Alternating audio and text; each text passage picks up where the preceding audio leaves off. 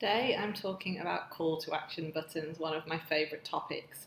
It's two really quick tips to help you change your call to action buttons so you get more clicks. The first tip is that you should always write them in first person. So I get asked this question a lot: should I write you and your on my button or I and me? And it definitely should be in first person. So you want the voice on your button to reflect your readers, not your voice.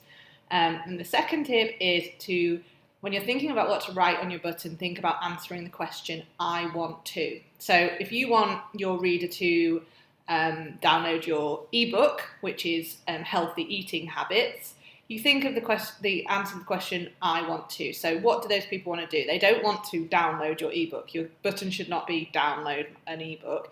Your button should be lose my belly fat by summer, or vanquish bad habits, or get fit and healthy. So think about what the content is that you're wanting them to download, and then answer the question, I want to. And the answer to that question should be what's on your button.